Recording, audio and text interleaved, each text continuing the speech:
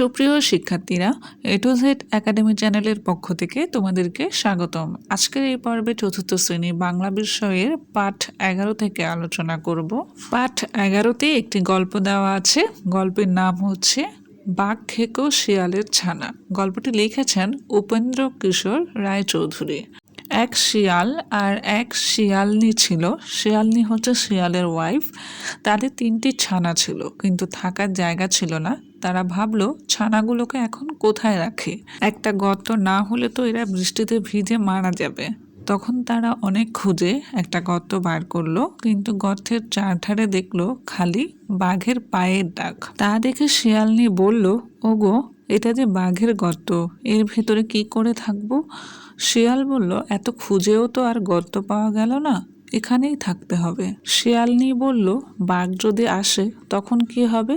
শিয়াল বলল, তখন তুমি খুব করে ছানাগুলোর গায়ে চিমটি কাটবে, তাতে তারা চেঁচাবে, আর আমি জিজ্ঞেস করব ওরা কাটছে কেন, তখন তুমি বলবে ওরা বাঘ খেতে চায়। তা শুনে শিয়ালনি বলল, বুঝেছি, আচ্ছা বেশ। বলেই সে খুব খুশি হয়ে গর্তের ভেতরে ঢুকে পড়ল। তখন থেকে তারা সেই গর্তের ভেতরেই থাকে। এমনি করে কিছুদিন চলে যায়। শেষে একদিন তারা দেখলো যে ওই বাঘ আসছে।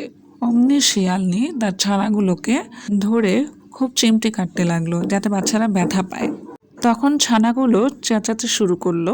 শিয়াল তখন খুব মোটা আর বিশ্রী গলায় সুর করে জিজ্ঞাসা করলো, খোকারা কাঁদছে কেন?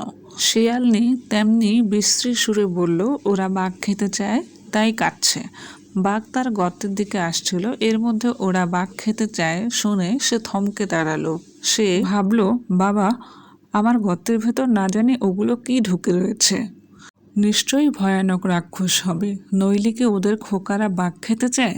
তার অর্থ হচ্ছে বাঘ নিজেই দেখেনি যে ওর গর্তের ভিতরে কে আছে। তো ওদের বিশ্রী সুর শুনে ভেবেছিল ওখানে মেবি রাক্ষস ঢুকেছে, রাক্ষসের বাচ্চারা বাঘ খেতে চায়। তাই বাঘ তা শুনে ভয় পেল। তখনই শিয়াল বলল, আর বাঘ কোথায় পাবো? যা ছিল সবই তো ধরে এনে ওদের খাইয়েছে। তাতে শিয়ালনি বলল, তা বললে কি হবে?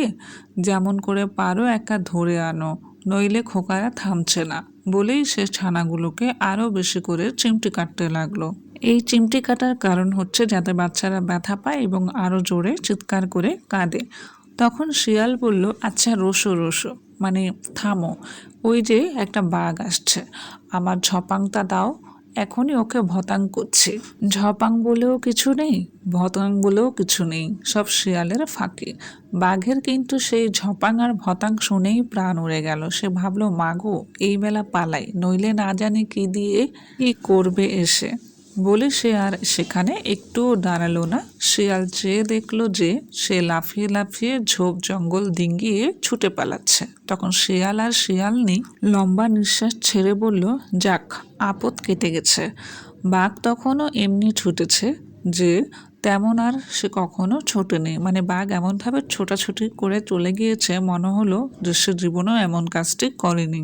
একটা বানর গাছের উপর থেকে তাকে ছুটতে দেখে ভারী আশ্চর্য হয়ে ভাবলো, তাই তো, বাঘ এমনি করে ছুটছে, এ তো সহজ কথা নয়, নিশ্চয়ই একটা ভয়ানক কিছু হয়েছে।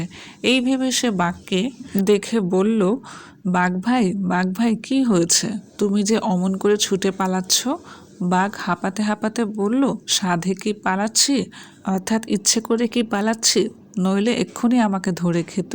বানর বলল, তোমাকে ধরে খায় এমন কোনো জানোয়ারের কথা তো আমি জানি না, ও কথা আমার বিশ্বাস হচ্ছে না। এই ছিল আজকের পর্ব। পরবর্তী ভিডিওগুলো পেতে আমার চ্যানেলটি সাবস্ক্রাইব করুন। ধন্যবাদ।